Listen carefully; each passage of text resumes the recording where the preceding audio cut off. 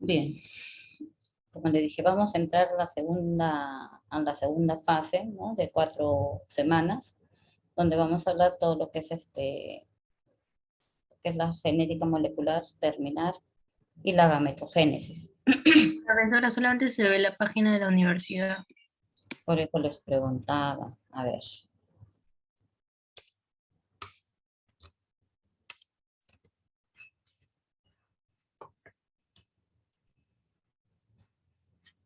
me avisan un ratito ya.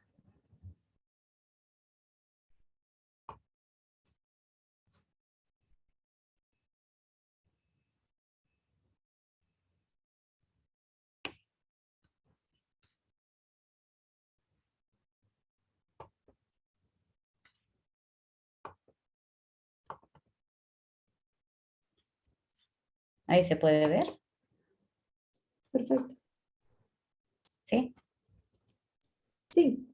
Bien, entonces vamos a tener una primera parte donde vamos a hablar sobre genética molecular, donde incluye el ADN, ya las fases que se dan tanto de replicación, transcripción, traducción, y como la segunda parte ya lo que es gametogénesis.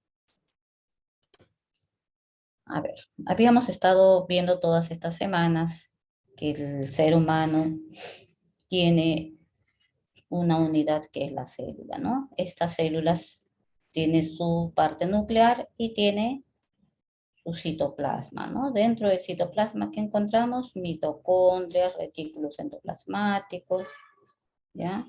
La membrana celular que viene con sus cilios y al centro el núcleo. En el núcleo que vamos a encontrar, habíamos dicho, El ADN y el ARN.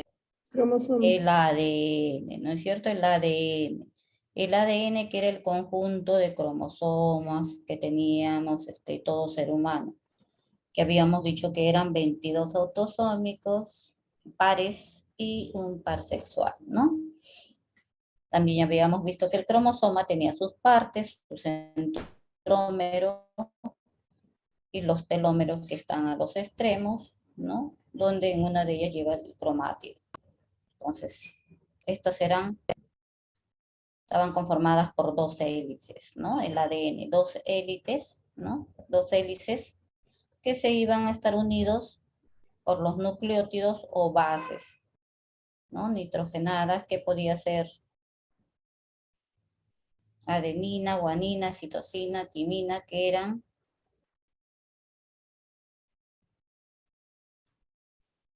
¿a qué bases pertenecían, chicos? Bases nitrogenadas.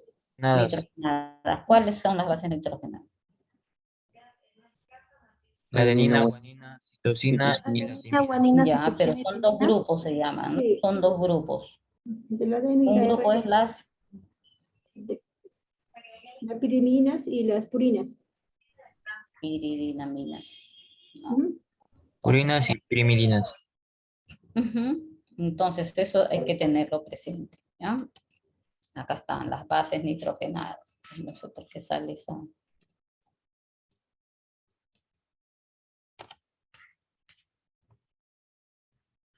Están las bases nitrogenadas. Que habíamos dicho que eran las purinas y las pirimidina, ¿no? Siendo las purinas ADN y guanina y pirimidinas la citosina, timina y uracil.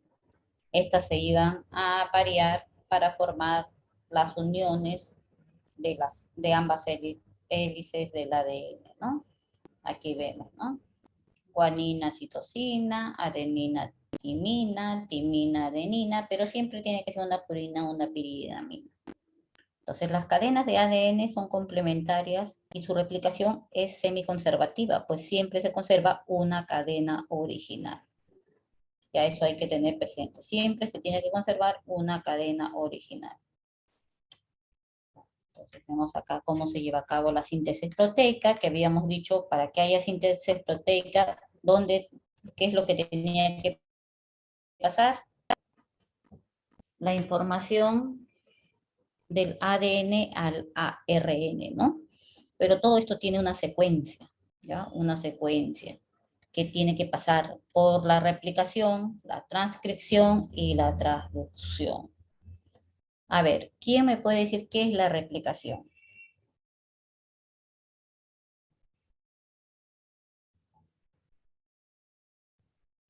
Cuando se copia de manera idéntica. Cuando se copia, De manera idéntica. ¿qué cosa se copia de manera idéntica? Los genes, doctora.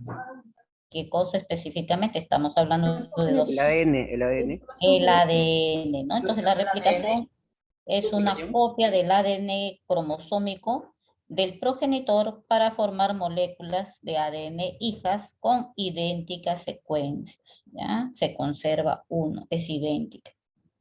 El ADN del progenitor para formar el ADN de las células hijas, ¿no? Entonces, vemos acá, por replicación, el ADN progenitor hace su copia una igual al ADN de las células hijas. De ahí, ¿qué sucedía? Pasaba el segundo paso, que era la transcripción.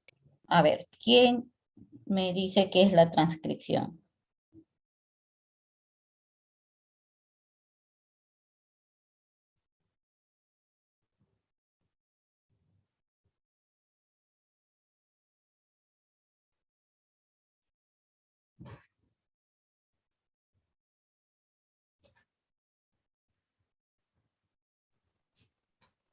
Es cuando el RN va a tomar parte del ADN. Esto al final lo va a llevar para que sea una proteína en específico. El proceso de transcripción va a darnos la síntesis de ARN o RNA, ¿no? Entonces, el proceso de transcripción es una reproducción precisa en forma de ARN o RNA de parte del mensajero genético contenido en el ADN. O sea, va a ser la síntesis del ARN a partir del material genético que lleva el ADN, ¿ya? De ahí tenemos otro proceso que es la traducción. Ahí vemos, ¿no? Es la síntesis de un polipéptido específico para un ARN que se va a denominar mensajero, ¿no? Entonces, la replicación y la transcripción van a ocurrir dentro del núcleo de la célula. Y la traducción ya ocurre en el citoplasma porque ¿dónde están los ARN? ¿Dónde ocurre? De citoplasma. Ahí Ya, a nivel de De los organelos. las organelas, principalmente, entre otras, hablan sobre los las mitocondrias, ribosomas, ¿ya? los ribosomas, hablan del retículo endoplasmático Sí, rugoso. pero principalmente a nivel de los mitocondrios. Mitocondrias. El código genético es universal, ¿ya? Y no es degenerado. Acá vemos cómo se formaban siempre la cadena, ¿no? De uniones de las bases nitrogenadas, que cada 3 iban a formar un codón, ¿ya? Un codón.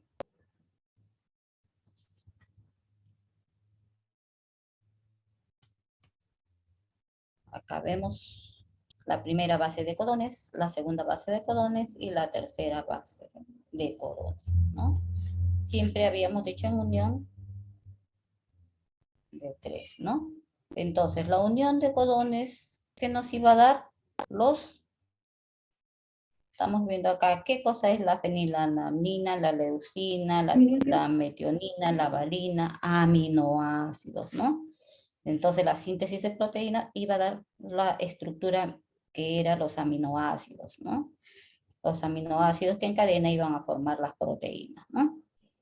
Entonces, ¿por qué están formados los aminoácidos? Por una secuencia de codones, ya sea de primera base, segunda base o tercera base, ¿ya? Entonces, a esto se va a denominar a la primera base de codón, a la segunda base de codón y a la tercera base de codón, el código genético que cada persona va a tener, código genético.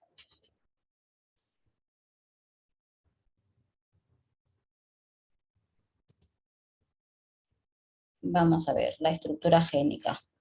Habíamos dicho que del ADN se producía por transcripción la síntesis de ARN, principalmente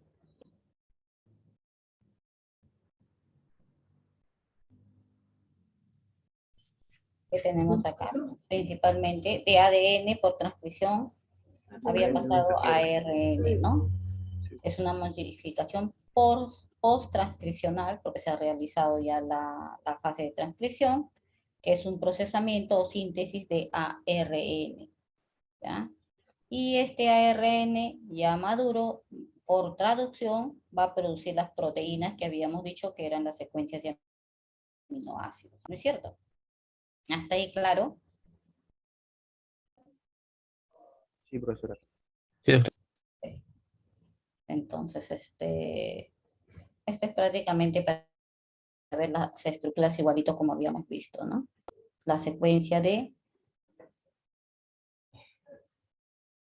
que habíamos dicho que se llaman estos que estoy señalando acá, ven mi puntero. Codones. Codones. Codones, ¿no? Codones. Y van a tener, de acuerdo al inicio y al terminal de la secuencia de codones, y van a dar una señalización, ¿no? La estructura primaria, que generalmente es en línea recta, luego se va a realizar el plegamiento, que es como lo encontramos en las hélices, ¿no? En las hélices.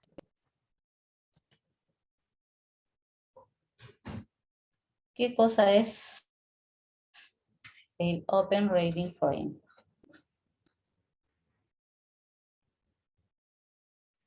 Secuencia de ARN que se da entre un codón inicio y un codón. Acá está, ¿no? La secuencia de ARN comprendida entre un codón de inicio y un codón de terminación, que habíamos dicho. El de inicio, A, U, G, y de terminación cualquiera de estos tres que se está mencionando, que puede ser Uracilo. Uracilo. este codón U, Uracilo, Uracilo. A, adenina, adenina. Adenina. acá tenemos, ¿no? Uracilo. ¿Dónde se empieza acá? Entonces empezamos con un AUG, ¿no? Que tenemos acá, AUG, que en conjunto nos va a dar la metionina, ¿no? Ese codón nos va a dar la metionina. Y terminamos, decíamos, en puede ser uracilo adenina, uracilo adenina guanina, uracilo guanina adenina. Pero acá en esta oportunidad terminamos con uracilo Uracilo guanina adenina, ¿no? Guanina. Entonces llega ahí, se produce el stop. Hasta ahí llega la cadena, ¿no? Entonces, y así van formando la cadena A, B o C. Vamos a ver que la lisina está formado por Adenina, adenina, guanina. adenina, Adenina, guanina. Guanina. la leucina, Guanina, uracilo, adenina. adenina, ¿no es cierto? Entonces, solo existe un marco de lectura correcto, ¿ya? Toda proteína se inicia en el codón, como habíamos mencionado, adenina, uracilo, guanina, que codifica para el aminoácido metionina. Acá vemos, ¿no? Acá vemos la secuencia. Entonces, para hacer la lectura, ¿no? La secuencia de ARN comprendida entre un codón de inicio y otro de terminación siempre va a ser el inicio, el que codifica la metionina, y el final cualquiera de estos tres, ¿no? Cualquiera de estos tres. Pues cistina, lisina o arginina.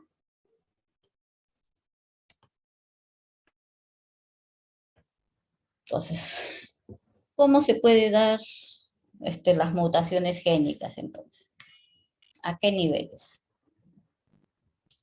¿O en qué procesos? En la replicación del ADN y la reparación. En la transcripción. el último proceso, que era la traducción, ¿no? En la formación de las proteínas. Entonces vemos que hay cambios irreversibles en la secuencia de ADN que van desde un solo nucleótido hasta cambios que afectan a miles de bases de ellas. ¿Cuáles son estas? Se pueden llamar mutaciones puntuales, que pueden ser dos: la transición y la transversión. ¿Se me escucha bien? Creo que se está yendo el internet. Un poco ¿Escucha? entrecortado. Se me escucha entrecortado, profesora. Cortado, ¿no? Sí, Sí, está profesora. oscilando el internet.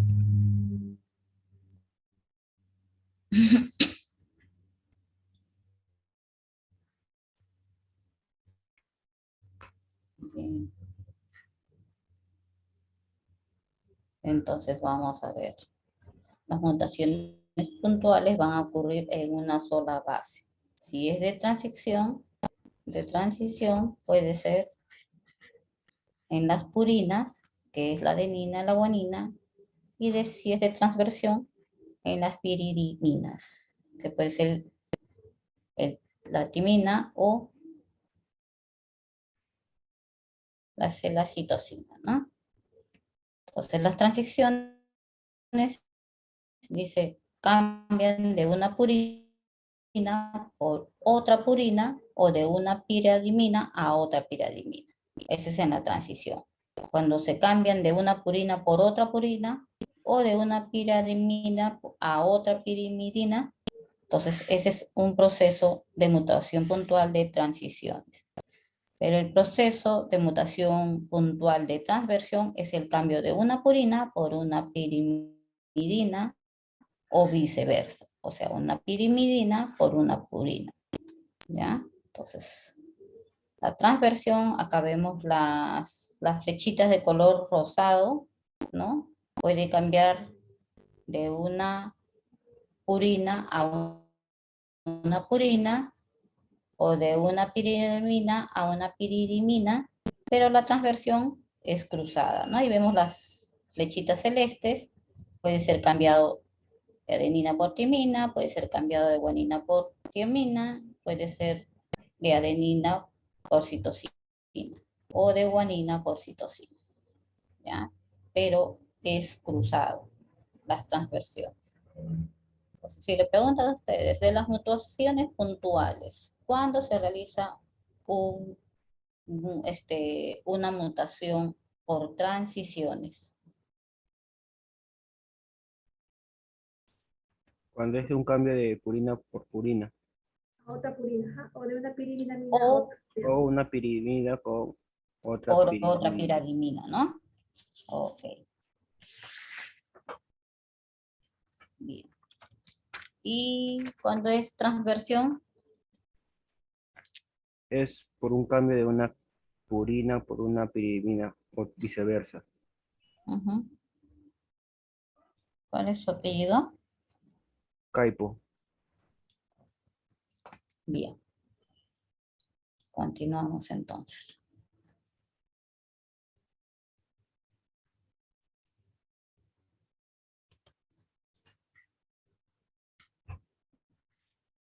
Vemos ejemplos, ¿no? De las mutaciones puntuales. A ver, acá en la secuencia de aminoácidos, en la primera línea, nos da una determinada proteína, ¿no? Tenemos los ARN, habíamos dicho que formaban los ARN maduros, ¿no? Maduros.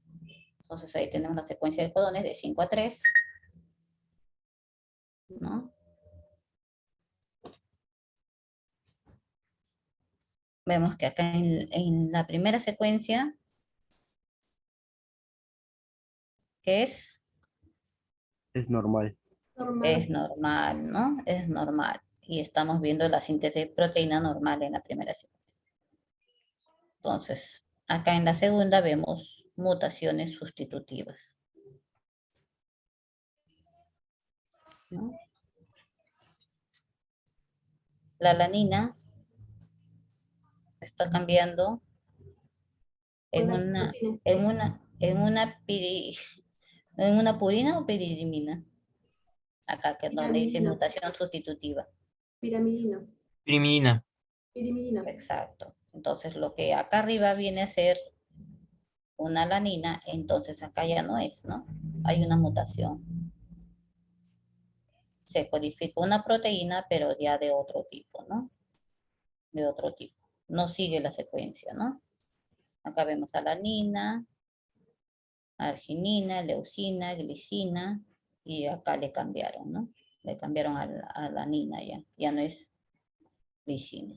Y lo demás sigue, continúa. Pero ya cambió a otra proteína, ¿no? Es una mutación sustitutiva. Se sustituye una base por otra, ¿ya? Vemos acá el otro ejemplo, mutación sin sentido. Igual seguimos la secuencia, ¿no? Empezamos con alanina.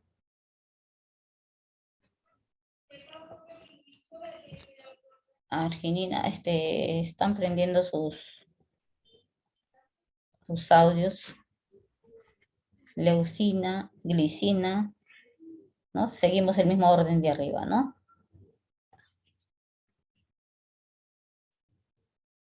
Serina, alanina, cisteína, y se produce el stop. ¿Qué se cambió ahí?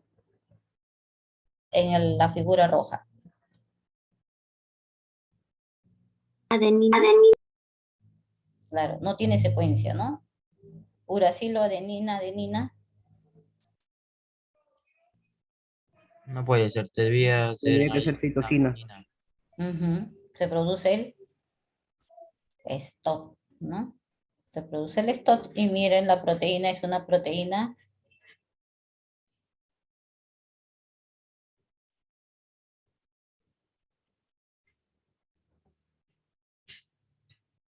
si tiene otra coloración va a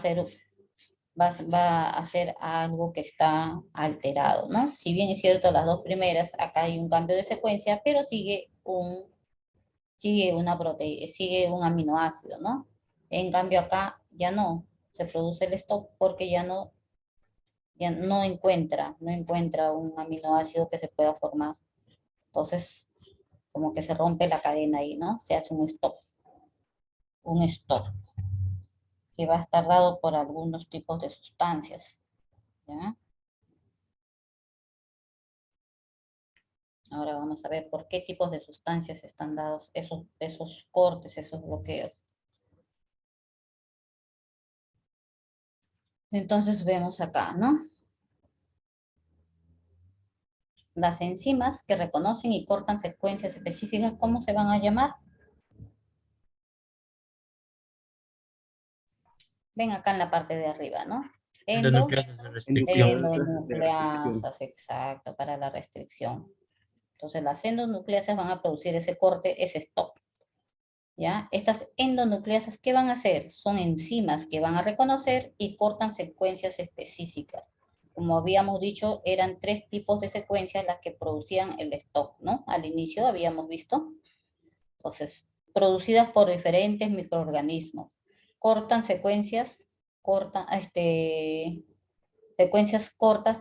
palindrómicas, ¿ya? Ejemplo, acá está mal, Escherichia coli, corta la secuencia, G, guanina, adenina, tiuracilo, citosina. Eso es la Escherichia coli, ¿no? Entonces, cada uno va a haber muchos específicos, ¿no? Ya sea el Microleus sp, el Haemophilus influenzae. Entonces, ¿qué son estos que estamos nombrando? La Escherichia coli, el Microleus sp, el Haemophilus influenzae, ¿qué son? Mutaciones. Gusanos. Bacterias. Bacterias, microorganismos, ¿no es cierto? Entonces, ¿qué nos están diciendo? Que copian información genética para su beneficio de ellos. ¿Que son resistentes? No necesariamente, sino que van a producir alteraciones, ¿no? van a producir alteraciones. El Escherichia coli para una secuencia de bases, otro organismo para la otra secuencia, el Haemophilus influenzae para otra secuencia. Producen los cortes, ¿ya? Los cortes se denominan endonucleasas de restricción. Entonces, si te presentan hay un microorganismo, el Escherichia coli, se presenta esta secuencia, produce el corte. Reconoce la enzima y produce el corte de la secuencia específicas. Cada uno de estos microorganismos, secuencias específicas. Doctora, igual será en el COVID también, ¿no? Por supuesto. Cualquier microorganismo, ¿no? Acá estamos estudiando bacterias, pero puede producir, cualquier microorganismo puede producir.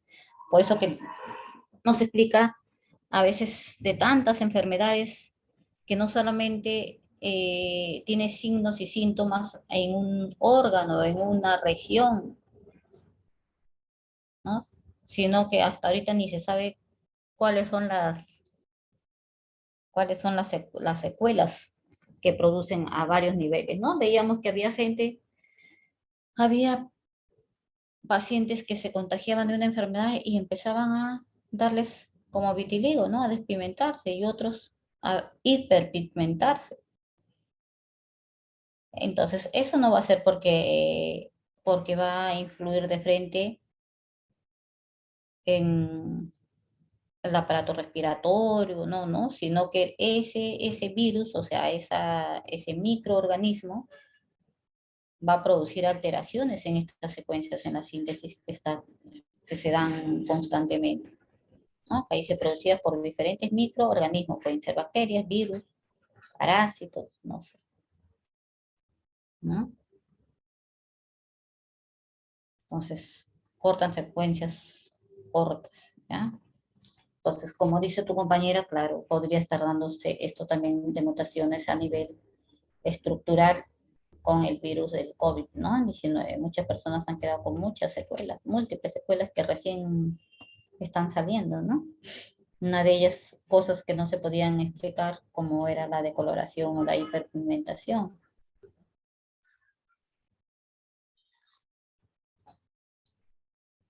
Caída del cabello.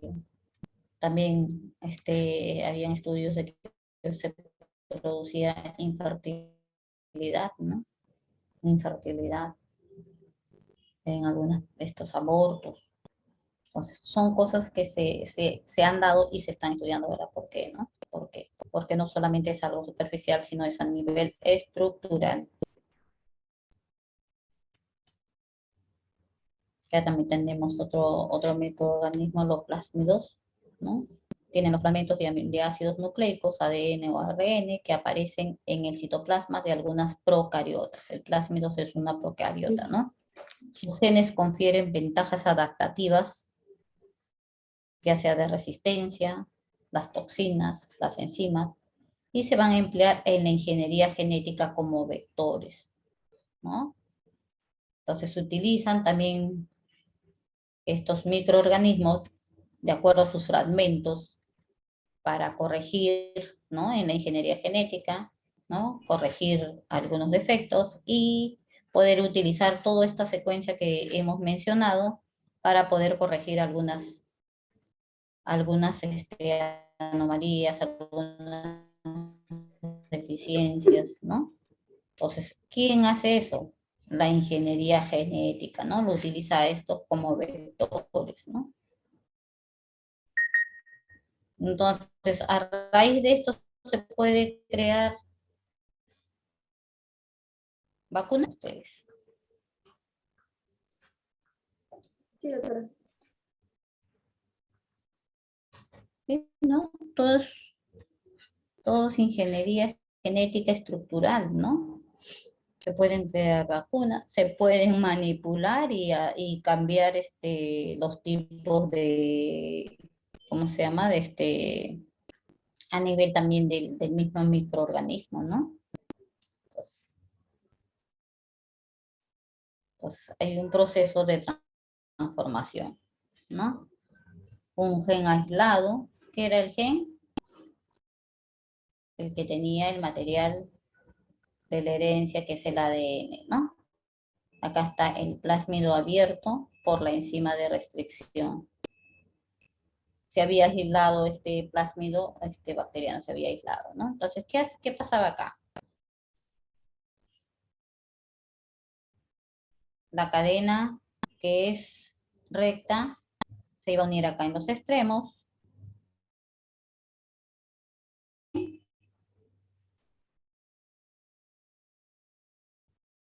Y es una transformación en la...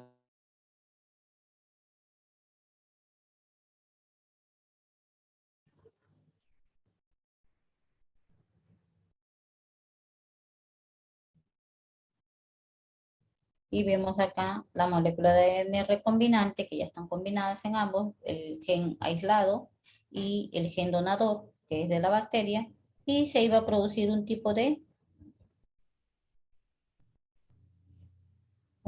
cromosoma, ¿no? Que constaba, ¿cómo era el cromosoma? Tenía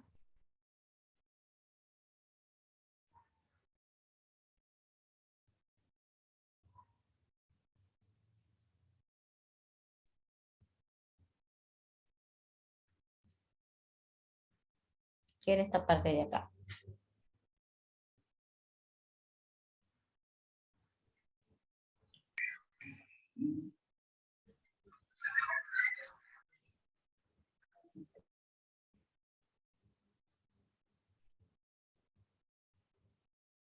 El gen aislado vemos por este lado. Acá vemos el aislamiento del plasmidio bacteriano. Y vamos a unir a la ADN ligasa que une los extremos. Entonces, iba a transformar la bacteria, ¿no? El ADN por su gen donador en esta parte de acá. Aquí vamos a obtener un cromosoma, ¿no? Entonces, la secuencia de acá abajo recta es lo que ya hemos repasado. Entonces, ¿qué sigue? El gen donador, ¿no? Se va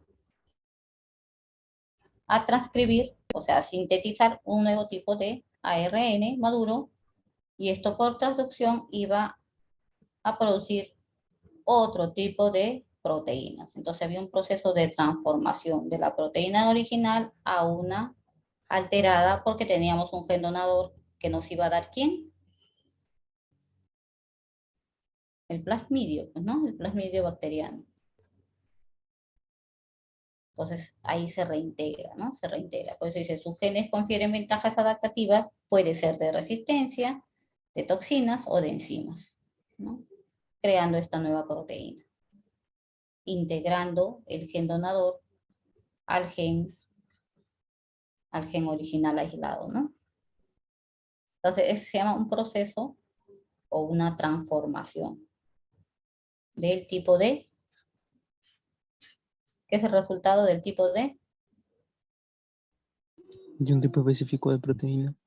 de proteínas, ¿no? Del tipo de proteínas. Igual pasaba ese nuevo gen, pasaba por su etapa de transducción, de transcripción y traducción para formar las proteínas, ¿no?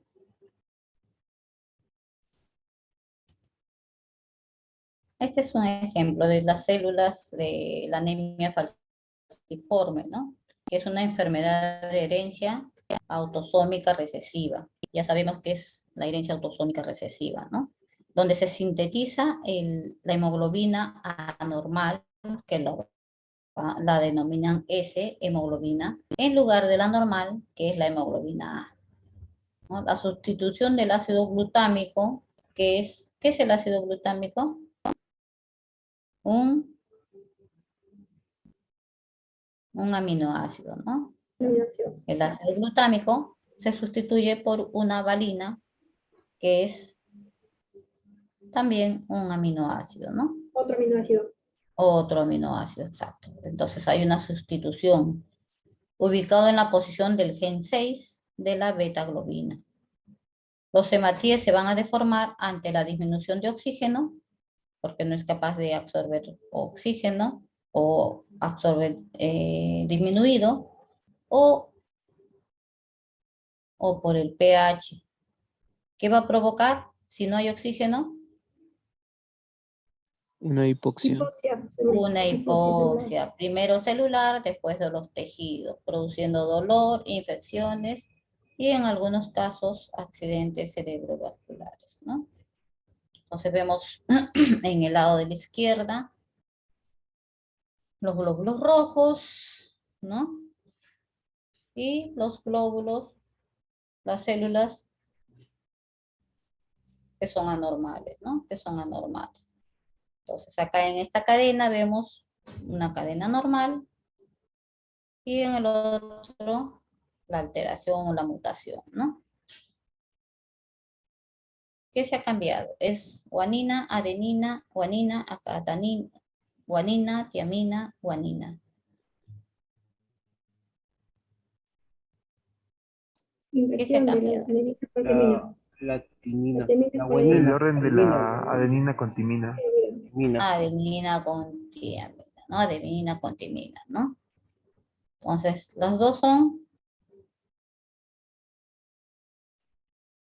piridinas o piridiminas. Purinas, Purinas. doctora. Ambos. Entonces sería una mutación de qué tipo? Eran dos, ¿no?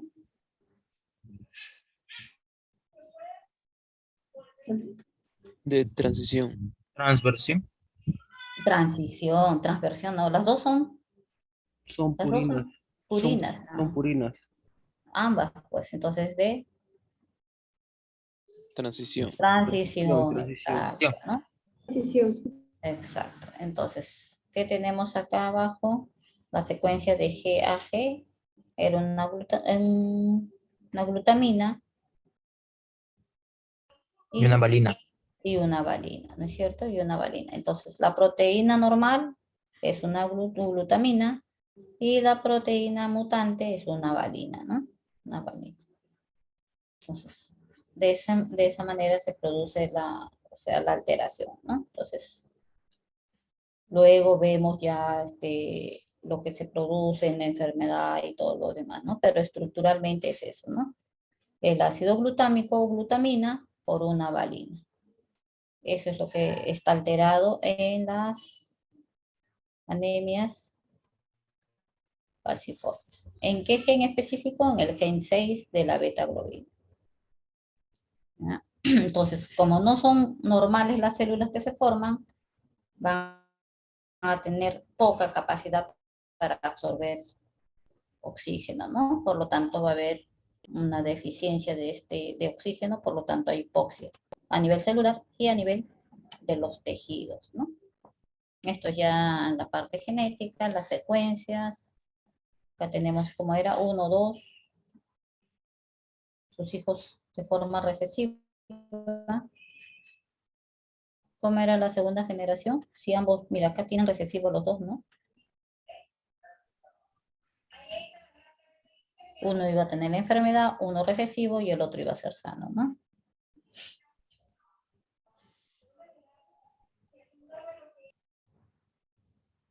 Entonces, si está alterado, ¿qué se iba a producir?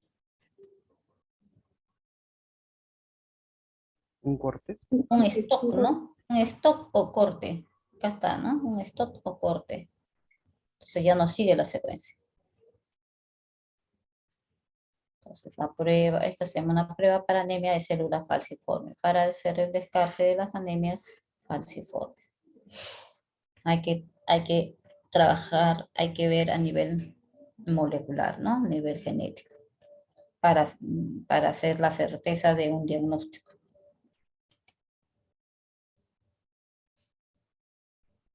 ¿Qué ocurre en las pruebas del PCR?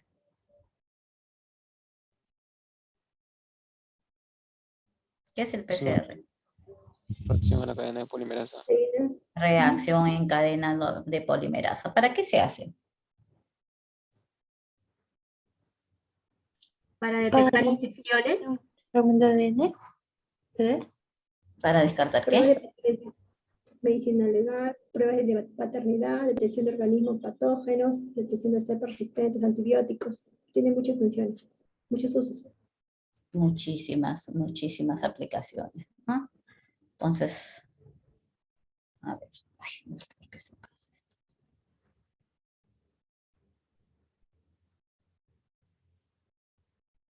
¿Escuchan?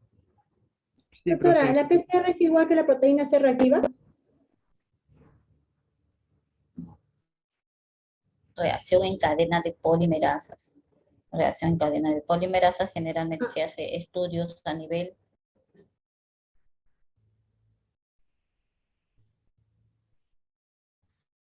De para ver medicina a legal. nivel molecular, ¿no? A nivel molecular. Entonces, ¿por qué? ¿Para qué se hace? ¿Qué es lo que vamos a obtener con El ADN. con este estudio? El fragmento de ADN. Amplificar, acá dice, ¿no? Aumentar el Amplificación ADN. de un fragmento del ADN. O sea, un fragmento, una secuencia, Un gen. un pedazo de ADN, ¿no? Solamente un fragmento. Va a amplificar el fragmento que nosotros necesitamos. Va a utilizar un ADN polimerasa. En un primer ciclo se obtienen 2 copias del fragmento. O sea, nosotros vamos a elegir, vamos a ver el ADN, los vamos a desglosar sus 2 hélices, sus uniones, y vamos a obtener el fragmento que nosotros necesitamos estudiar. ¿Ya? Entonces, se obtienen millones de estas copias, como lo habían dicho tus compañeras, ¿no? ¿Para qué se utiliza? Para la identificación humana en, bueno, en medicina legal. Para hacer la identificación del ser humano, ¿no? La identificación, porque estudia el ADN. ¿Qué vamos a hacer? Un diagnóstico prenatal de enfermedades hereditarias también, por esta tecnología. Entonces, las pruebas de paternidad de ADN también se hacen por el estudio del PCR, reacción en cadena de polimerasas, ¿no? Ahora que dicen, vamos a ver el ADN, es por esta técnica, ¿no? Porque vamos a ver una secuencia, habíamos dicho que la copia de ADN a ADN hija eran similares, ¿no? Idénticas. Entonces, ¿cómo salen las pruebas de paternidad? En un 90%, en un 99%, en un 80%, ¿no? Probabilidades que puede ser el padre, ¿no? Probabilidades. Detección de organismos patógenos también. Hacemos PCR para ver, qué sé yo, si hay infección por determinado tipo de germen, ¿no? Y detección, como habíamos dicho también, de cepas resistentes a los antibióticos, ¿no? Entonces, estudia específicamente un fragmento de ADN de acuerdo a lo que nosotros querramos investigar. ¿Se hacen normalmente estos estudios?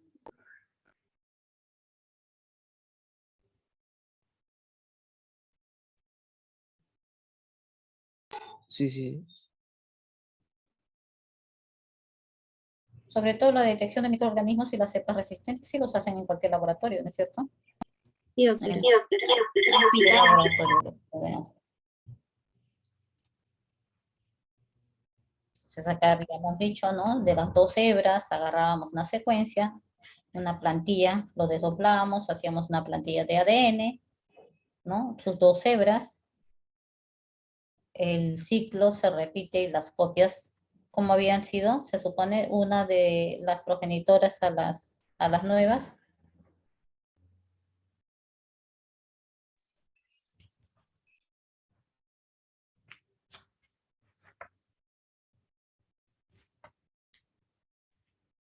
De ADN a ADN era Una replicación. replicación, ¿no? Entonces tenían nuevas 2 hebras de ADN, que eran las hijas, ¿no? Por replicación. ¿De ahí qué seguía? Seccionábamos, ¿no? Seccionábamos qué fragmento de ADN queremos estudiar.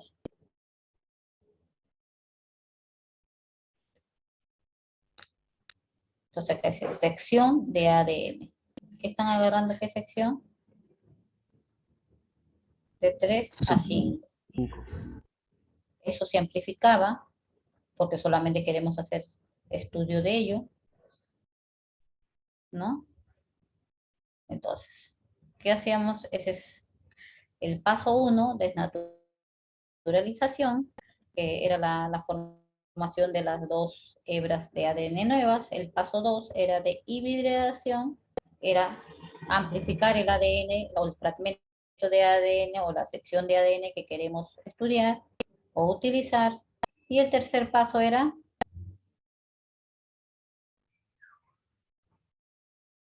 Sintetizar. ya hacer la síntesis, ¿no? La síntesis de lo que queremos estudiar o de lo que queremos modificar. Son esos tres pasos que se hacen de una manera u otra más sofisticada, ¿no? Pero siempre tenemos que saber la plantilla de ADN, cuál es la secuencia, las nuevas copias, luego se producía una fragmentación de lo que se quería estudiar y luego se sintetizaba solamente esa fracción, el estudio de esa fracción.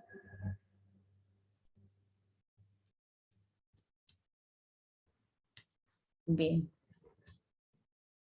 Habíamos dicho, ¿alguna pregunta hasta ahí?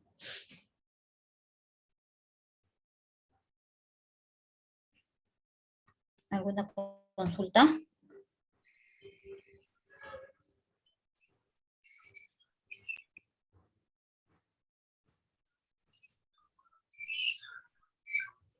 Prácticamente las secuencias es sencillo, ¿no? De repente el desglose de hacer, sacar, ver si está capeando por la base, qué base es, ¿no? De repente, pero el proceso es sencillo, ¿no? Entonces, a ver, Astonitas.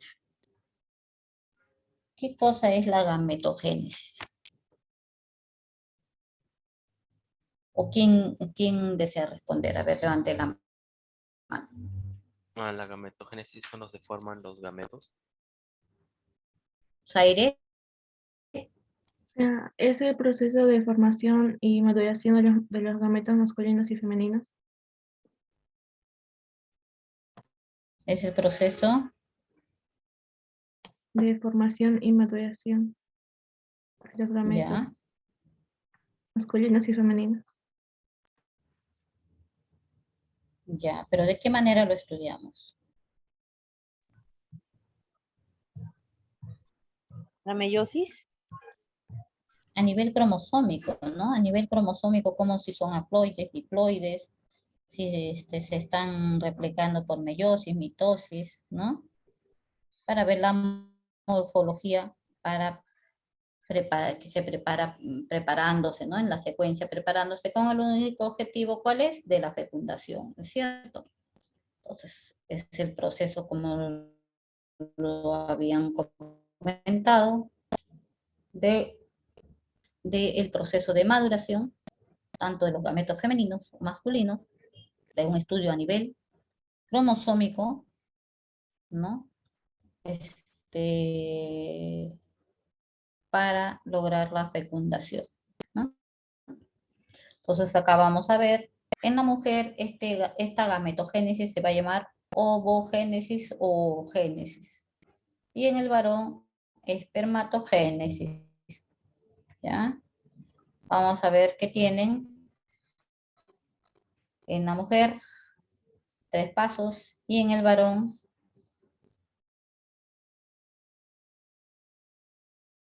4.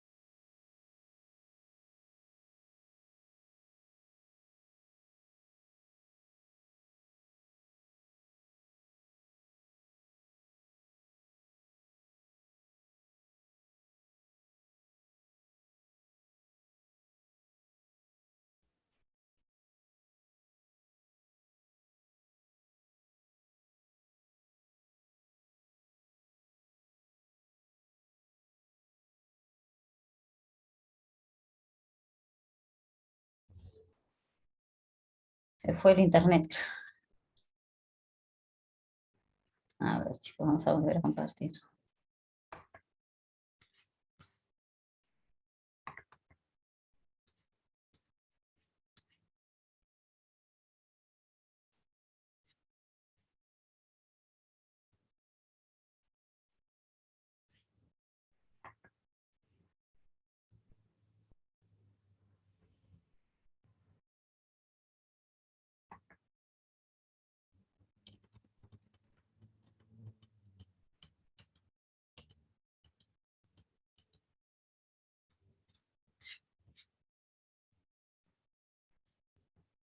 ¿Me escuchan? Sí se le escucha. Sí, profesora. Se me fue el internet, creo. A ver, ven la presentación, ¿no?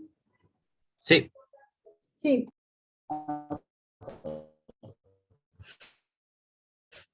Bien, continuamos.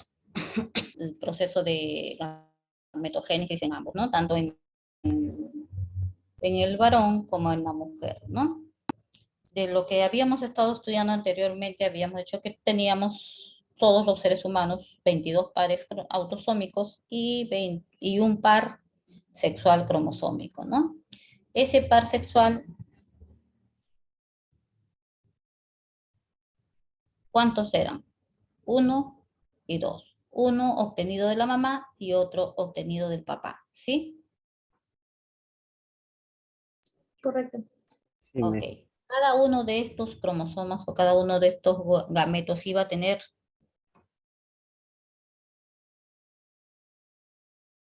un par o un solo cromosoma. Un solo cromosoma. Un Un solo. solo O sea, cromosoma era, de cada padre. ajá, o sea, era haploide, ¿no? Entonces era una célula haploide, eran Haploide. los gametos, ¿no es cierto? Tanto de la mamá como del papá. Pero vemos que tanto el ovocito primario como el ovocito, como el espermatocito primario son células en un inicio diploides. Diploides. Diploides. Diploides. Ajá. Entonces tenemos que ver todo este proceso que se van a realizar por divisiones para hasta obtener el lóbulo, que es que es la célula de la fecundación femenina, ¿no? Que es haploide, todo está serio para que llegue a este óvulo, y en el caso del varón, igual toda la espermatogénesis hasta la generación de esta célula masculina que va a juntarse, que son haploides también, ¿no? Mientras que en la mujer se forma solamente uno en cada proceso de ovogénesis, en el varón, ¿cuántos hay acá? Espermáteis. Y de cada espermáteis sale un 4. espermatozoide, Uno. ¿cierto? Un espermatozoide. Entonces empezamos con la espermatogénesis, que habíamos dicho que era el proceso de maduración y formación de las células germinales del varón, desde las espermatogonias hasta los espermatozoides, que vienen a ser ya la célula madura, ¿no? Entonces vamos a ver que en los túbulos seminíferos donde se van a encontrar estas células, se van a encontrar en las diferentes formas, espermates, espermatocitos, espermatogonias. Va a formar espermatozoides todos los días, ¿ya? Entonces, ¿qué es lo que tenemos que ver a este nivel? Las células de Sertoli y las células de Leydig. ¿Qué son las células de Leydig y dónde se van a encontrar?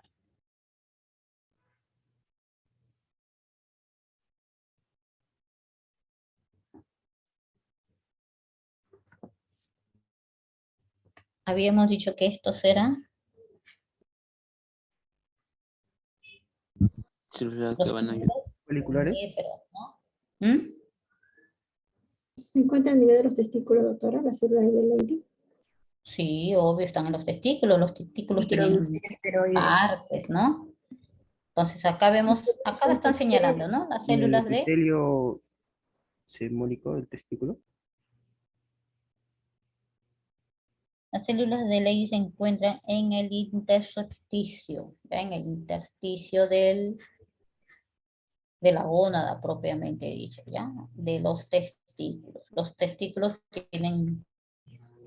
tienen sus zonas, ¿no? Entonces, específicamente, ¿qué cosa es lo que van a hacer las células de Leydig?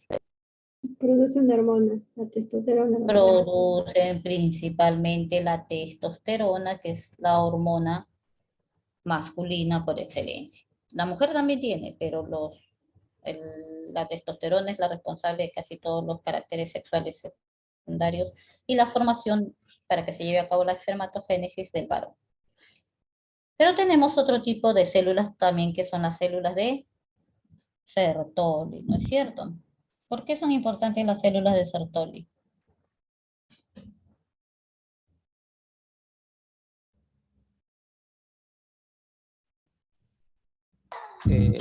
Esto van a ayudar en el proceso de la espermatogénesis. Sí, ayudan en el proceso de espermatogénesis. ¿Qué más?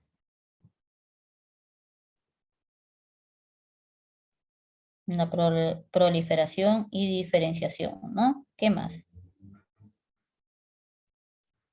¿Dónde lo encontramos? En los túbulos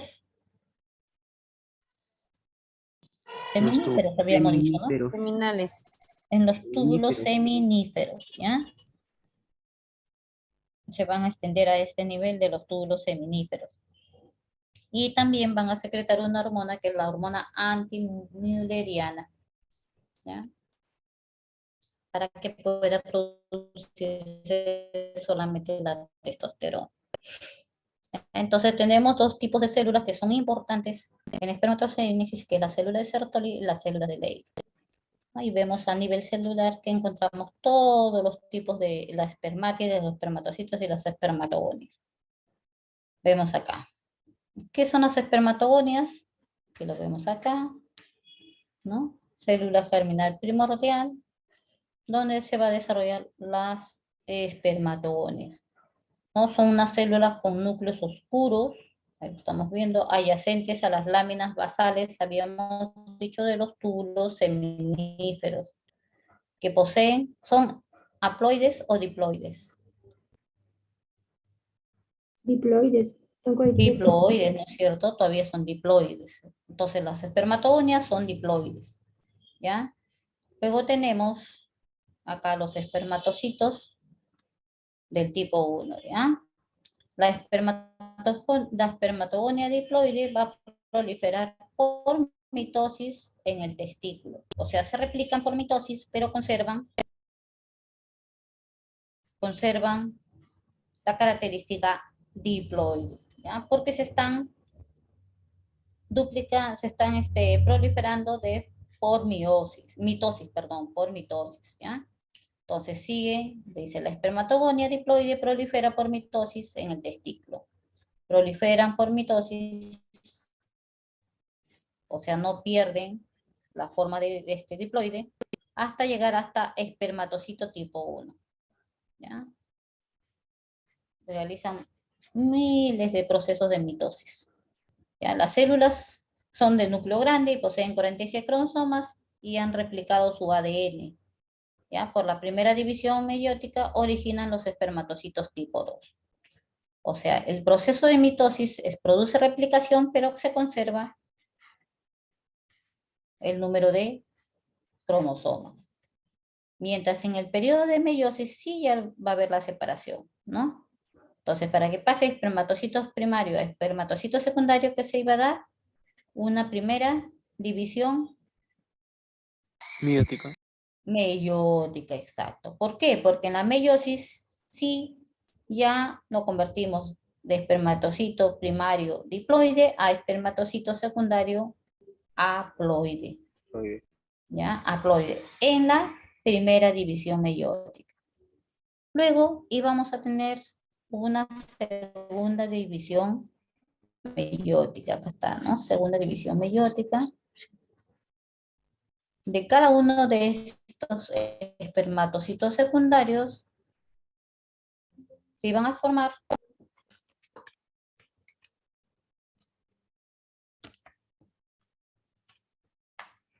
¿cuántos espermátides? 4. No, de cada espermatocito secundario, 3. 2, Dos. 2, porque se iban a separar sus hélices, ¿no? Y de ahí veis sus cadenas, ¿no? Una cadena. ¿Sí? Sí. Entonces vemos, el espermatocito tipo 2 es una célula que reduce su cromosoma a la mitad en 23 cromosomas por la segunda división meiótica que da lugar a los espermátides. ¿Ya? Entonces, acá tiene todavía sus 2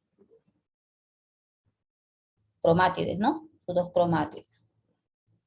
Entonces, acá Se separan las cromátides. se separan por división meiótica, Entonces, acá el espermatocito que tiene 2 cromosomas se separa en un cromosoma acá y un cromosoma acá. Y acá se separa en Diferentes. diferentes hélices, de tal manera que cada uno de estos espermátides, ¿cuántos cromosomas tiene? 1. 1. 23. ¿Cuántos? No, Uno. ¿cuántos ¿Espermátides? estas células, estoy hablando de células, Ajá. ¿no? Una célula. Esas células ya tienen 23. 23, Ujú. 23 cromosomas en total. Ahora, 23 cromosomas como células, ¿ya? Entonces, esos espermátides se van a diferenciar en espermatozoides por la espermiogénesis y van a formar de cada espermátide un espermatozoide, ¿no? Entonces, cada una de estas células tienen 23 cromosomas, ¿no? Por la segunda división meiótica, ¿ya? La segunda división meiótica. La meiosis siempre va perdiendo, ¿ya? En cambio, la mitosis se replican de manera similar. Por replicación aumentan, pero por mitosis conservan, ¿ya?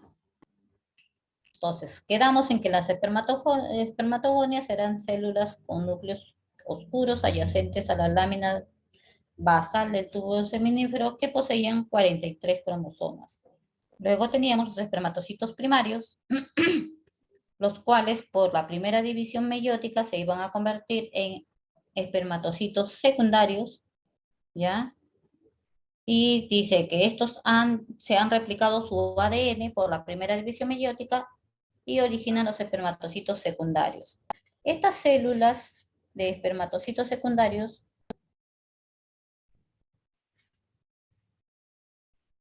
que se han originado de los espermatocitos primarios por primera división meiótica, dice, estos espermatocitos contienen aún 46 cromosomas y han replicado su ADN por la primera división meiótica, ¿ya? Y los espermatocitos secundarios tienen ¿cuántos cromosomas?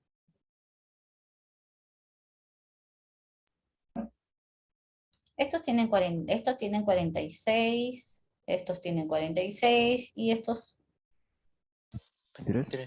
23. 23. 23. 3 cromosomas cada uno.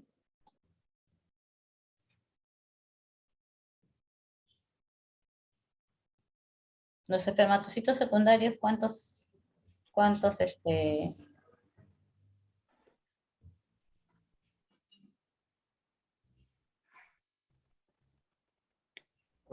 cada uno.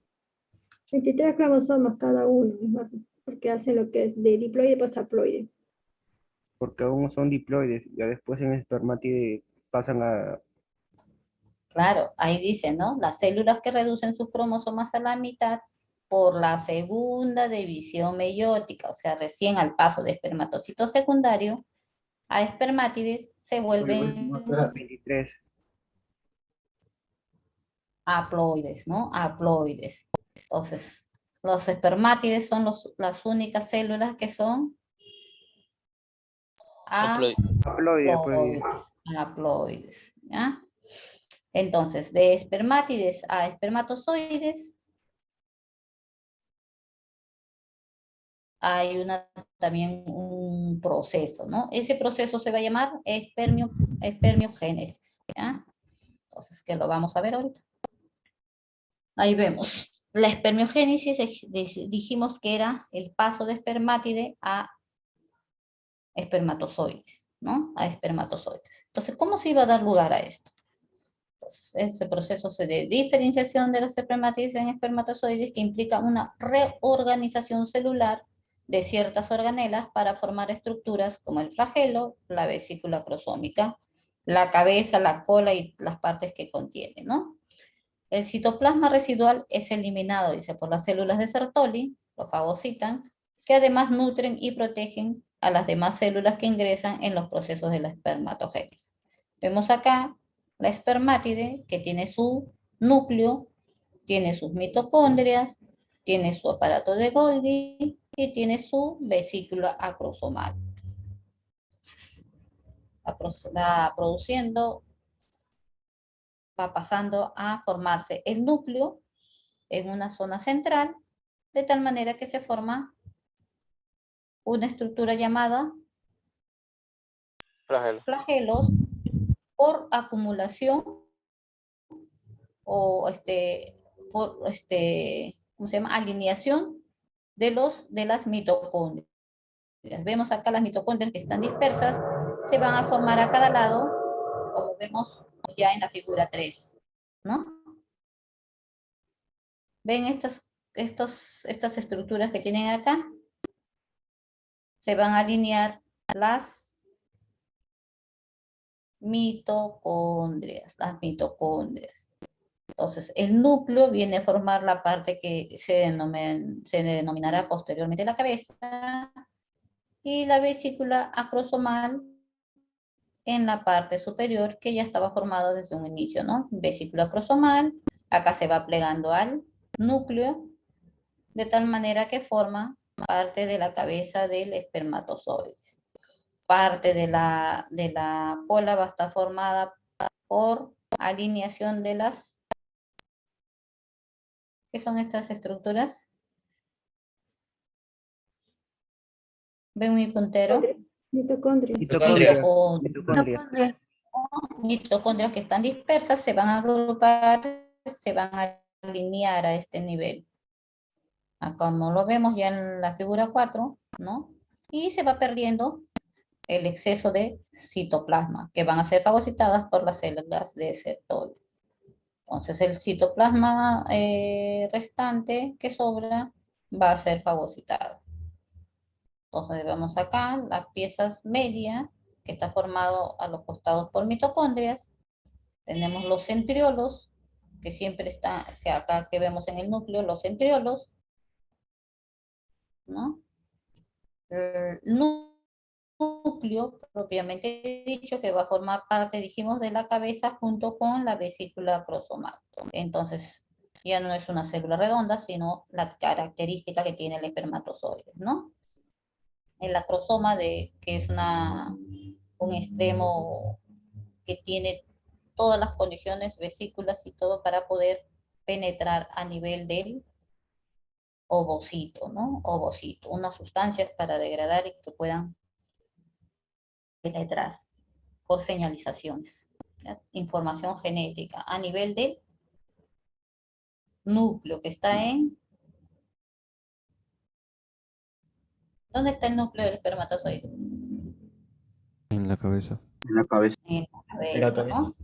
Y las mitocondrias formadas en espiral, ¿no? En espiral, que viene a ser la pieza media, Y luego una parte más delgada, que es la cola del flagelo, que le ayuda a movilizarse, ¿no? Que le ayuda a movilizarse. Entonces, este espermatozoide, ¿cuántos cromosomas tiene? 23. 23. 23, ¿no? 22 autosómicos y uno sexual, ¿no? Que el cromosoma sexual puede ser, ¿qué tipo? XX o XY. XX o XY. No. Puede ser X o puede ser Y, no puede ser XX porque sería doble, ¿no? Claro. Sí, sí. Claro, exacto, ¿no? Entonces puede ser X o puede ser Y, ¿no? Entonces hay espermatozoides que son X, espermatozoides que son Y. Bien. Ahora pasamos a la ovogénesis, que es el mismo proceso de maduración, pero a diferencia de que en el varón se forman, después del nacimiento siguen formándose, en la mujer ya nace con un determinado número de células germinales, ¿ya?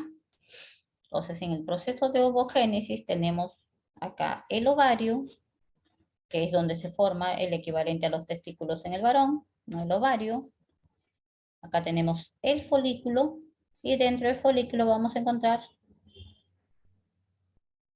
las ovogonias, ¿no? Que son las células igual originarias de los óvulos. Entonces, al igual, ¿no? Por división mitótica van proliferando más o menos entre la quinta y séptima, entre la cuarta y quinta semana de gestación. Por mitosis se van formando muchas ovogonias, ¿ya? Muchas ovogonias que van a pasar a ovocitos primarios, que son células aún diploides, ¿ya? Diploides porque se están formando por mitosis, ¿ya? Por mitosis. Entonces, más o menos al quinto mes de gestación hay un promedio más o menos de 7 millones de ovogonias entre ovogonias y espermatocitos primarios. De ovogonia a ovocito primario pasan por mitosis, ¿ya? Luego, al igual que el varón, vamos a tener la primera división meiótica, que va a pasar de ovocito primario a ovocito secundario. Pero en la ovogénesis no se van a producir dos ovocitos secundarios, no. Se produce un ovocito secundario y un cuerpo polar, que es una célula mucho más pequeña, ¿ya? Ese es por la primera división Biótico. meiótica. Entonces, luego tenemos la segunda división meiótica, donde de este ovocito secundario se va a formar el óvulo y un cuerpo polar, y del otro cuerpo polar, dos cuerpos polares más, ¿no? Todas estas células son haploides. haploides, ¿no? Entonces tenemos en división mitótica, pasa a ovocito primario, luego la primera división meiótica, va a pasar a ovocitos secundarios, formando solamente un ovocito secundario y un cuerpo polar, y en la segunda división meiótica forma el óvulo, ¿ya? Y un cuerpo polar, mientras que el otro cuerpo polar también va a formar dos cuerpos polares hijos. Todas estas células son haploides, ¿ya?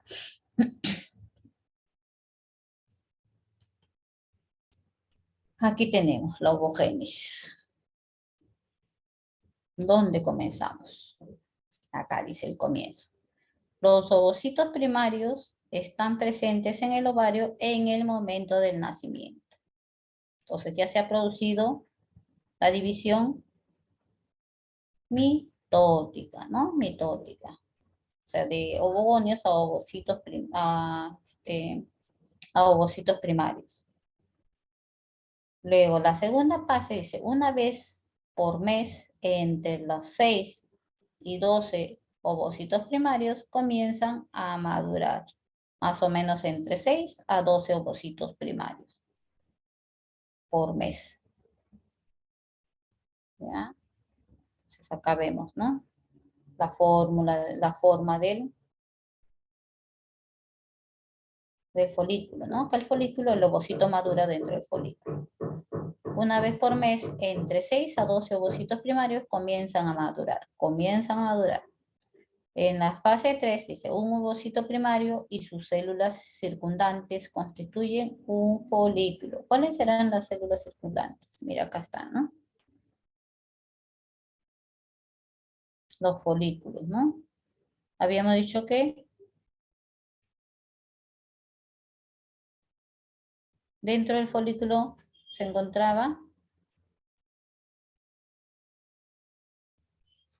el ovocito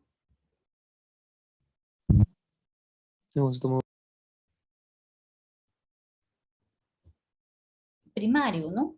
Ahí está, mira, es un ovocito primario y sus células circundantes constituyen un folículo. Todo esto es el folículo.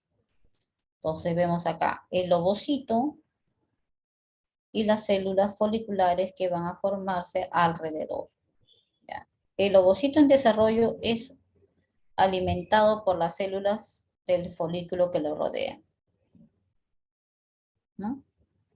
Las células perifoliculares. Dice, después de una semana, por lo general, solo un ovocito primario, que es diploide, el ovocito primario, continúa su desarrollo en una división meiótica justo antes de la ovulación, ¿ya? Y crea un ovocito secundario haploide. Aquí vemos, ¿no? El ovocito secundario creado que ya es haploide. Entonces, ¿cuándo se realiza la división meiótica? Antes Antes de la ovulación. claro. Va a pasar de ovocito primario a ovocito Secundario. secundario, ¿no? A ovocito secundario, justo antes de la ovulación. Entonces, por lo general, solamente un folículo madura. O sea, solamente un folículo pasa de ovocito primario, el óvulo, a ovocito secundario. Entonces, eso se considera ya un folículo maduro. ¿Ya? En el momento de la ovulación, el folículo se rompe y libera el ovocito secundario. Entonces, en el momento de la ovulación, la liberación del ovocito, ¿en qué estadio está? ¿Secundario? En ovocito secundario. Secundario. ¿No? En ovocito secundario. Acá lo vemos, ¿no? Ovocito secundario. En el momento de la ovulación, el folículo se rompe, este folículo, y se libera el ovocito secundario que está en su interior. Acá vemos, ¿no? Este es el ovario, tenemos el ligamento que lo mantiene unido, el ovario tiene varias estructuras, ¿no? Y acá vamos a ver la ovogénesis, cómo se va realizando, ¿no? Entonces, este es un ovocito primario, luego el ovocito secundario, se produce la ruptura en la ovulación, la ruptura del folículo y se libera el ovocito secundario. El ovocito secundario. Entonces, las células restantes que quedan del folículo, porque se rompe y sale el ovocito y quedan las células restantes, ¿no? Vienen a formar lo que se llama el cuerpo amarillo, que produce progesterona y estrógenos. Si no se produce el embarazo, el cuerpo amarillo degenera y queda atrésico. Pero si se produce el embarazo, este cuerpo amarillo va a mantener el embarazo hasta que se forme la placenta. ¿Ya? Hasta el momento de la formación de la placenta, en que ya la placenta se encarga de las hormonas que van a mantener el embarazo. ¿Ya? Entonces, esa es la ovogénesis. ¿Alguna pregunta?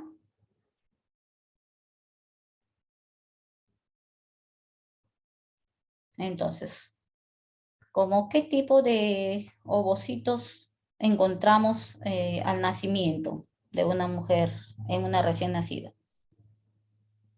¿En qué estadio está su ovocito? ¿Ovogenia? ¿En medio? ¿Cómo? Una ovogenia. Mario. A ver, levanten la mano, no los escucho a todos. ¿Cómo dijo Brosera? ¿Puede repetir la pregunta? ¿En qué estadio del ovocito se encuentra al momento de nacimiento? de un recién nacido mujer?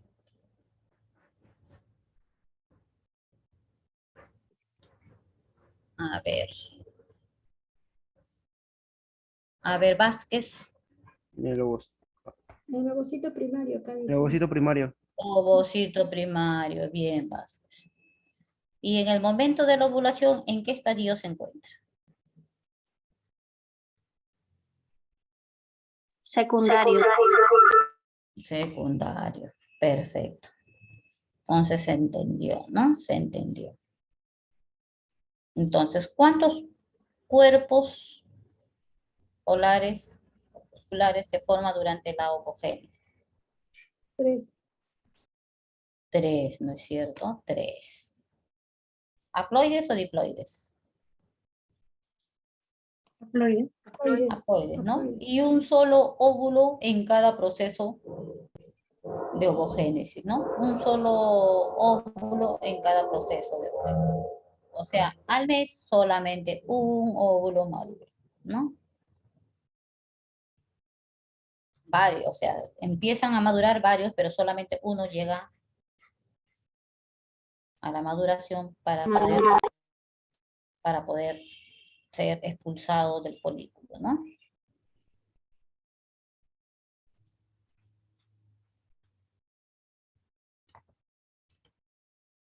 Entonces tenemos aquí, las ovogonias son las células primordiales diploides. Los ovocitos primarios son las células diploides que han replicado su ADN, que ocupan los folículos y se encuentran de esa manera al momento del nacimiento. El folículo primordial formado de una capa de células planas, ¿no? Acá tenemos el ovocito y alrededor las células planas que lo están envolviendo, circundando, formando el folículo. ¿Ya? El folículo que va a tener su zona granulosa y su zona pelúcida.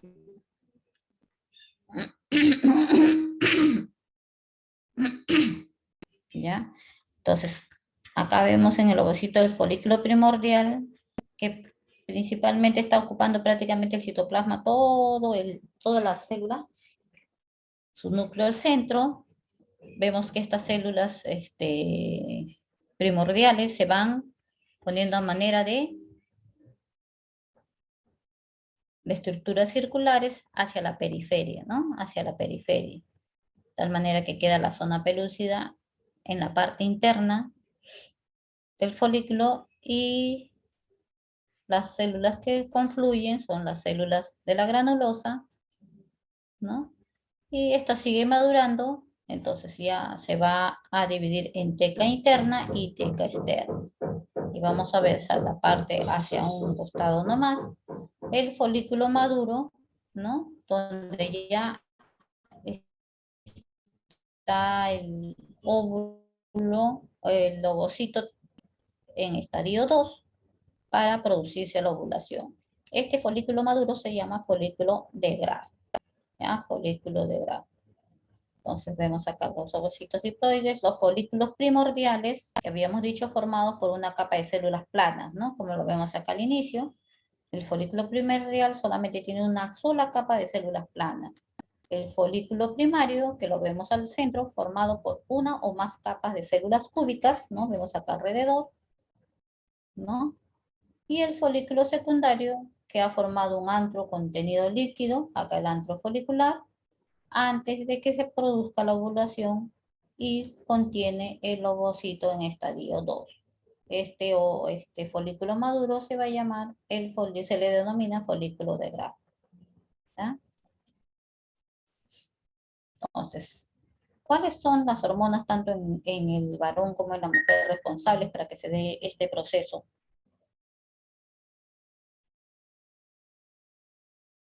La hormona folículo-estimulante y la hormona luteinizante, ¿ya? Que van a ser reguladas a nivel de la hipófisis por una hormona liberadora de estas gonadotrofinas llamadas luteinizante y folículo-estimulante a nivel del hipotálamo, que se liberan en un proceso de feedback negativo, ¿ya? Entonces se va a completar la primera meiosis y se inicia la segunda meiosis. Esta se detiene en el periodo de metafase hasta 3 horas antes de la ovulación. Entonces, ¿qué iba a producirse ya al momento de llegar la ovulación? La actividad de una enzima que se llaman colagenasas que van a facilitar la ruptura del folículo, ¿ya? Se va a producir los estigmas de rupturas a nivel de la pared del ovario, donde se producen los estigmas, ¿ya? Incrementan la actividad de las prostaglandinas responsables de la contracción muscular y se forma la corona radiada alrededor del ovocito, como habíamos visto, ¿no? Entonces se produce la ovulación. ¿En qué semana del ciclo menstrual se produce la ovulación? La segunda semana, Semana ¿En qué día del ciclo? del 12 al 16. 16. No. La ovulación se produce a mitad del ciclo, a mitad del ciclo. Ya, si una persona tiene 14. 28 días, que es lo regular, entonces ovulará el día 14. ¿Ya? Al día 14. A mitad del ciclo. Entonces ahí vemos, ¿no? ¿Qué es lo que sucede? Los folículos en crecimiento, habíamos dicho hasta llegar a su maduración, que era el folículo de Gras, producía la expulsión del ovocito secundario, que iban a ser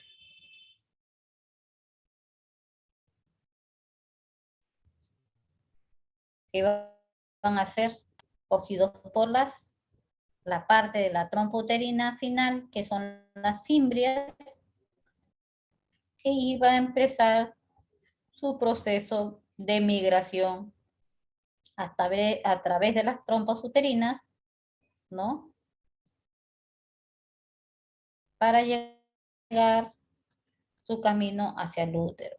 Pero en estas trompas uterinas se va a producir la fecundación, ¿no? La fecundación en el tercio externo, se produce la fecundación, entonces se transporta en todo este camino el óvulo fecundado, huevo fecundado, que más o menos entre el quinto día termina este recorrido hacia llegar al endometrio, que es la capa interna del útero, para producirse la implantación más o menos aquel día.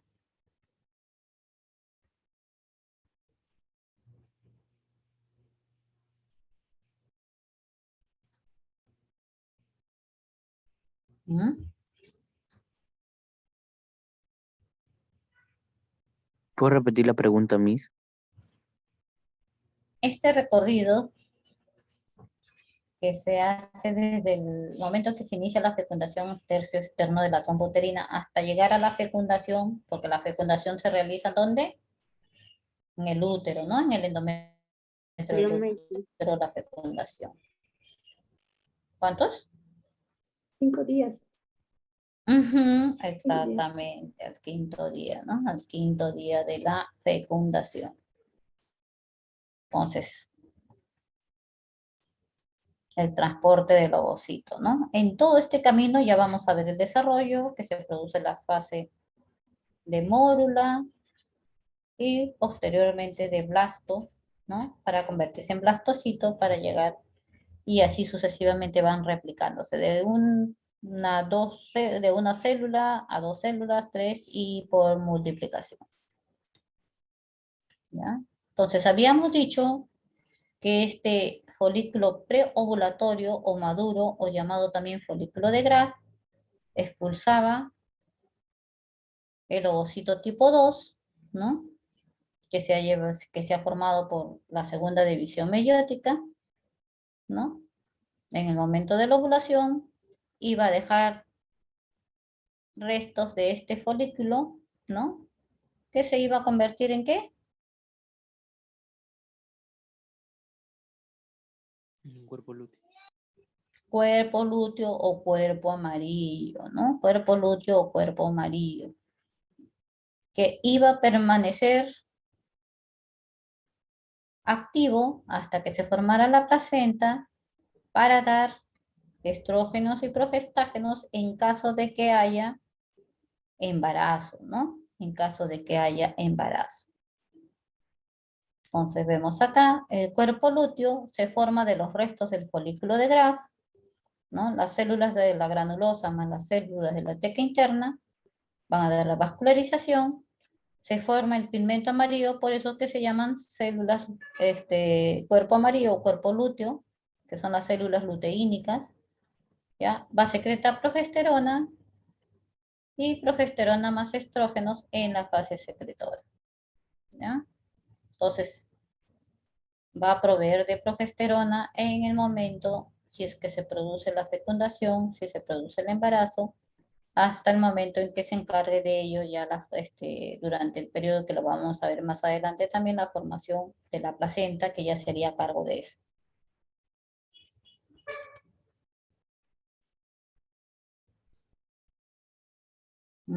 ¿Qué habíamos dicho? Que existía la hormona la progesterona, que iba a ser mantenida por... Durante el embarazo, en el tercer mes. Claro, si hay fecundación, ¿no? Si hay fecundación, dice, el cuerpo lúteo del embarazo va a producir progesterona, ¿no? El cuerpo lúteo del embarazo. Entonces, vemos acá que la hormona gonadotrofina coriónica es una hormona que se va a sintetizar al nivel del sincitio trofoblasto, que va a impedir la degeneración del cuerpo lúteo, ¿ya? Por lo menos para que se mantenga, ¿ya? Al tercer mes y medio o a mitad el ovario o el cuerpo lúteo del embarazo. Más o menos cuando se forma la placenta. Al tercer mes. Al cuarto cuarto mes mes. regresiona la secreción de progesterona porque empieza por parte de la placenta, ¿ya? Más o menos entre a las 12 semanas, ¿no? Vamos a ver secuencialmente y ya posteriormente en la formación de en la fecundación, ¿no? Entonces este es el cuerpo amarillo que va a secretar a nivel del sincicio trofoblasto una hormona que se llama progesterona, ¿ya? Si se degenera el cuerpo lúteo, ¿qué sucedería? ¿La menstruación? La pérdida del embarazo, ¿no? Porque se necesita en un inicio la progesterona para poder mantener el embarazo. Se puede producir un aborto, ¿no? Si hay un cuerpo amarillo, un cuerpo lúteo insuficiente, puede producirse eso, ¿no? Entonces, por eso cuando hay amenazas de abortos, a veces le dan progesterona, ¿no? Progesterona.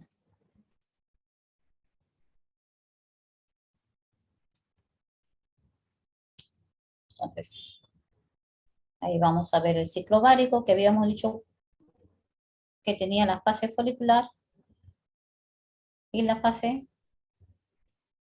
tenemos la fase folicular, que era el periodo de crecimiento del folículo, que habíamos dicho que iba madurando hasta formar el folículo de Grass, ya de la maduración más o menos a la mitad del ciclo, que era el día 14 en que se iba a producir la ovulación, ¿ya? Principalmente por una hormona que ya lo habíamos mencionado, que era la luteinizante, que se iba a aumentar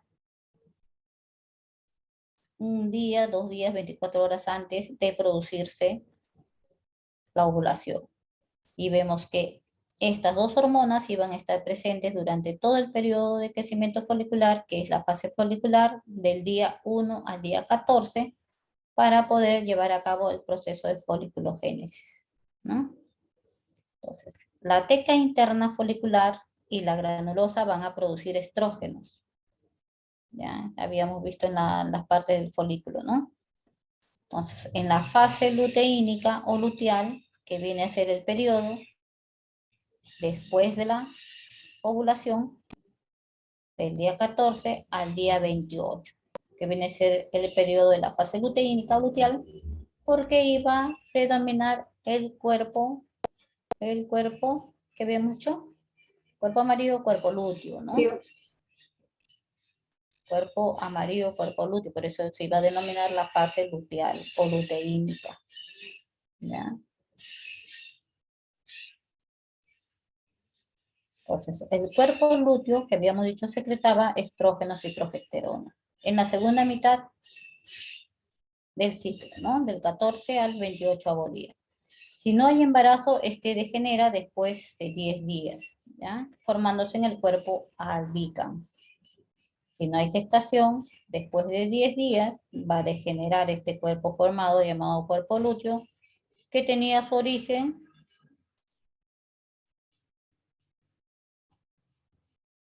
en parte del folículo que había producido la ovulación, ¿no? La salida del ovocito secundario. Si hay embarazo, produce hormonas hasta los 3 meses en que ya se va a encargar la placenta de producir la gestación, ¿no? Entonces tenemos la primera fase que es la folicular, ¿no? Donde hay la hormona luteinizante y folículo estimulante para la proliferación de folículo hasta el día 14. También íbamos a tener en esa fase estrógenos y progestágenos, o progesterona en mínima cantidad, ¿no? Y luego teníamos el periodo en que se iba a dar la ovulación y teníamos el siguiente periodo que era la fase luteínica o fase luteal, ¿no? Que íbamos a ver, mira, la cantidad de progesterona que había en esa segunda mitad del ciclo menstrual. Y los estrógenos también, pero en mayor cantidad la progesterona, ¿no? Entonces, la fase folicular iba a pasar la maduración del folículo hasta llegar al folículo maduro, que era el folículo, ¿cómo se llamaba?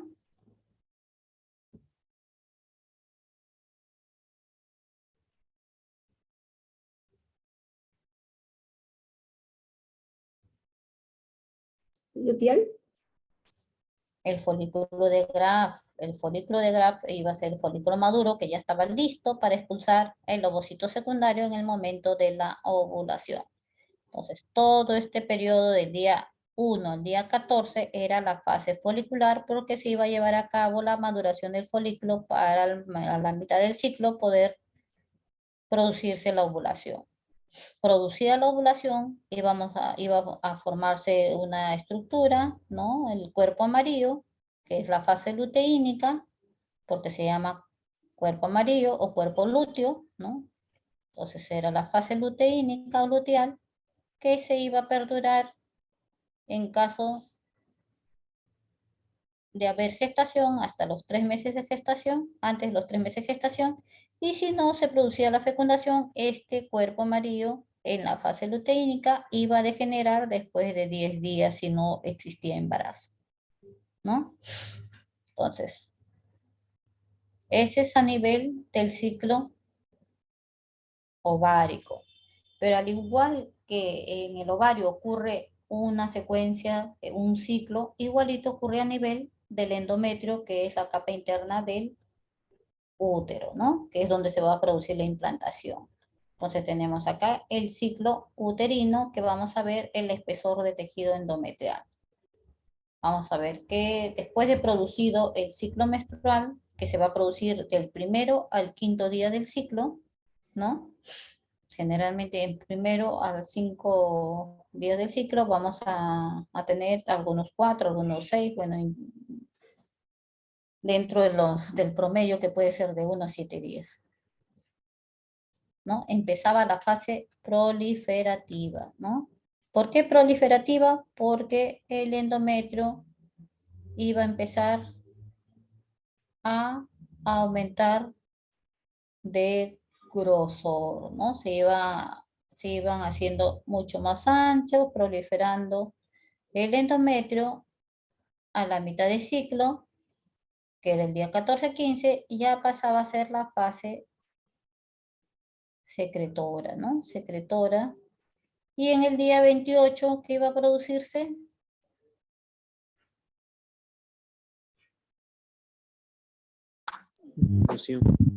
La ovulación. ¿Cómo que la ovulación? La menstruación. Del 1 al 14 iba a ser la fase proliferativa. Este endometrio que estaba pequeño iba a proliferar, a aumentar de tamaño Al día 14 que se produce la ovulación en el ovario, este entraba en fase secretora, ¿ya? Se mantenía para que el día 28 del ciclo, o sea, después de 14 días, se produzca un nuevo ciclo, se produzca el primer día del sangrado menstrual del siguiente ciclo, ¿ya?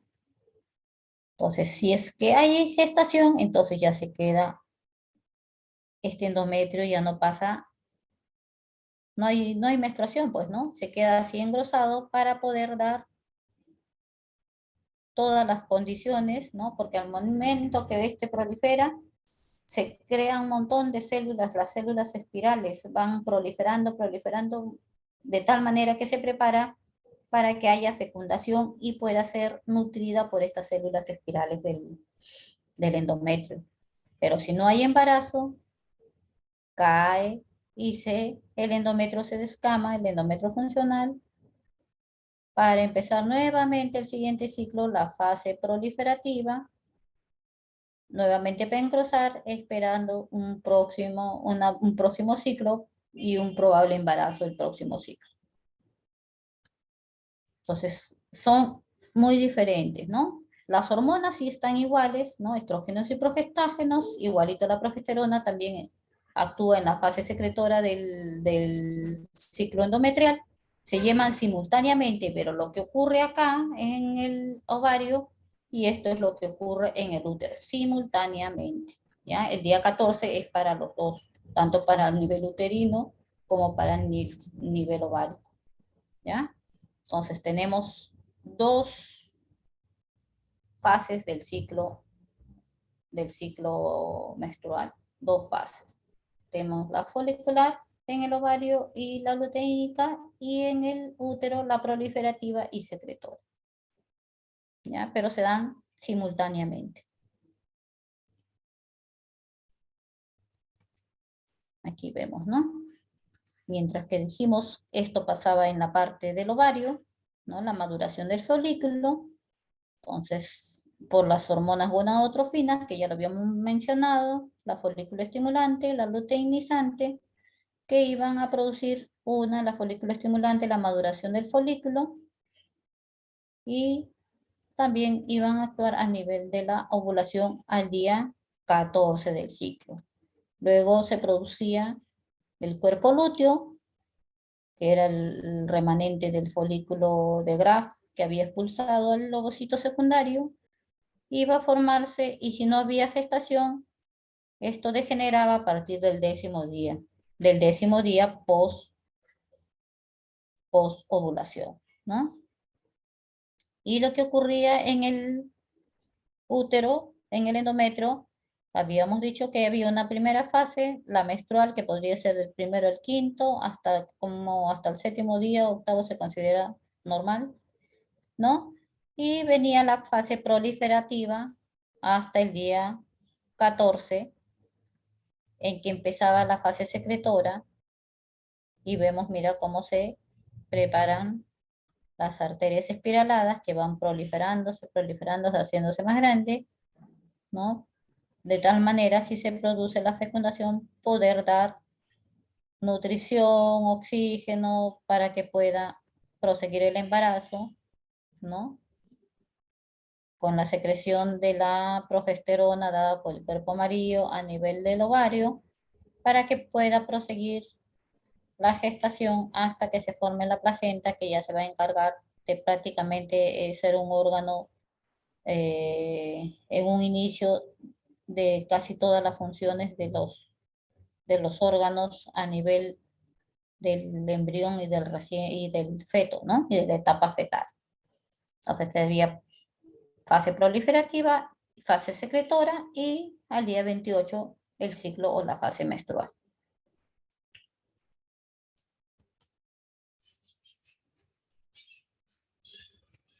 Entonces, en los gametos masculinos habíamos dicho que era el espermatozoide, y el femenino el ovocito que se encontraba dentro del folículo de Graf, ¿ya? Que era el folículo maduro.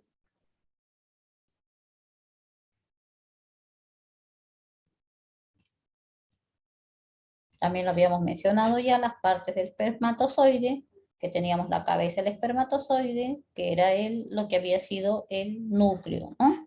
El acrosoma, que venía a formar parte de la vesícula acrosómica de un inicio. Teníamos el cuello, la parte media, que estaba formada por una espiral de mitocondrias, ¿no? De mitocondrias en espiral. Teníamos lo que era la cola, ¿no?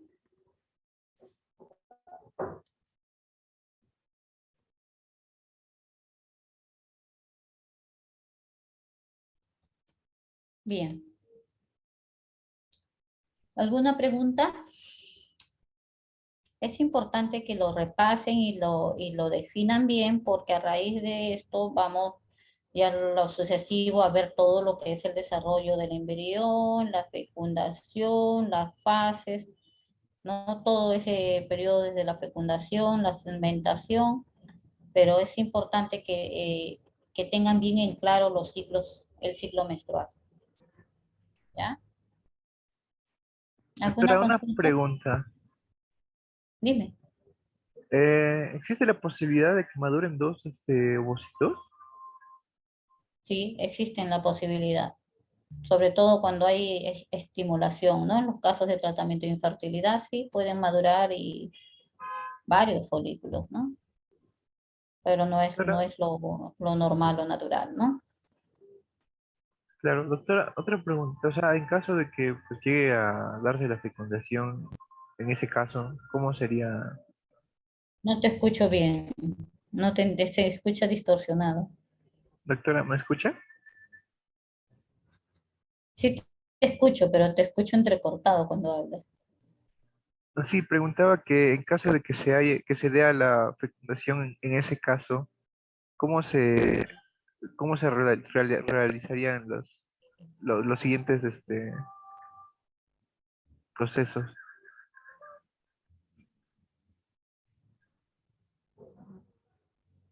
En caso de que se dé la fecundación, ¿en qué caso?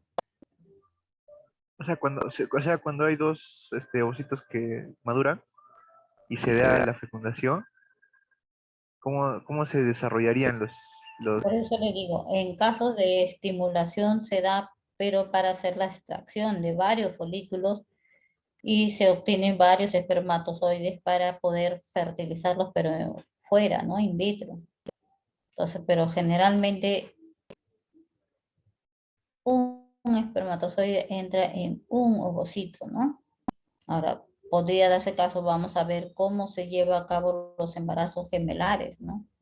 Que puede ser solamente en etapa de multiplicación, ¿no?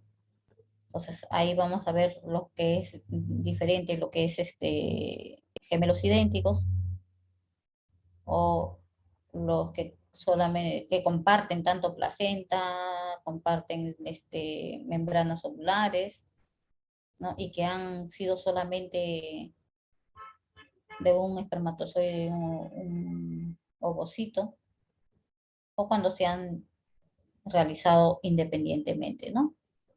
Cuando se han fecundado independientemente, que son los gemelos que no son idénticos, ¿no? Que pueden ser hombre-mujer, etcétera. Por eso les digo, esto es la base, vayan leyendo, vayan esto que vamos a ir avanzando en los próximos. Creo que el próximo tema es lo que es justamente las primeras etapas, ¿no? De la segmentación de este huevo fecundado, ¿no?